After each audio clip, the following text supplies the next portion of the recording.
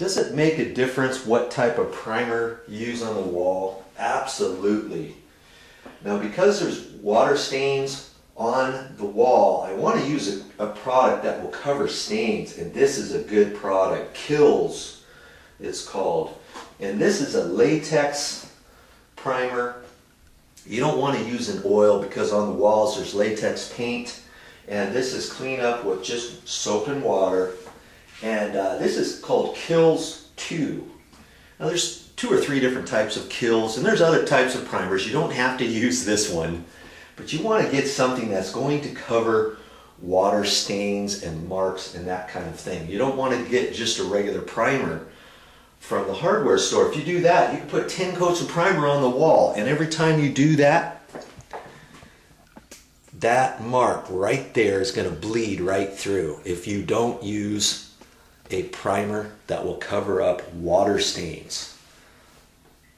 Try that next time you have a stain on the wall. Now this works for all kinds of stains, you know, little pin marks, felt tip pin marks, crayons, water stains, just all kinds of different things. It just cracks me up when I see somebody try to put regular primer on. They prime it, and voila, the stain just reappears.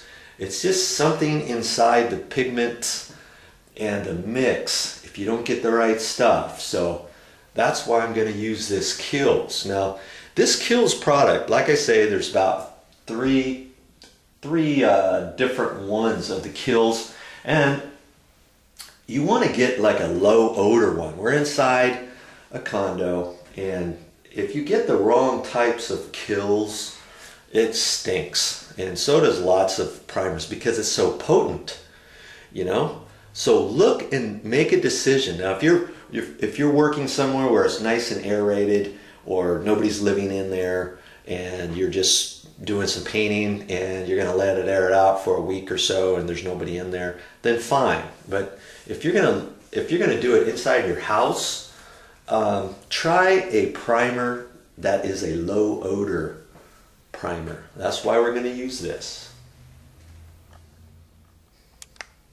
Now, do you really have to be a painter to do this project? No, you don't. But there's a couple things that Joe likes to do to get ready. And if you know me by now, what am I going to put down on the counter there? Yeah, that's right. I'm going to use some of my craft paper, my resin paper. I'm going to get it set up a little bit before I start dabbing into that primer and getting it on the wall. Just be careful when you're putting primer on and paint, and watch your conditions. You don't want to make a mess, right?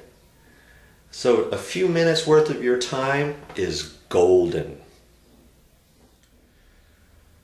Kaboom! Here's my craft paper as my drop cloth.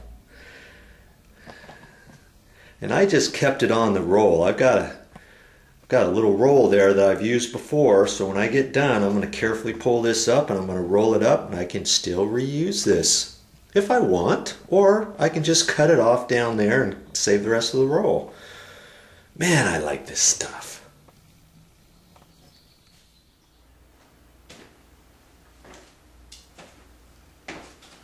That's all I got for this time, but I'll be back with more videos.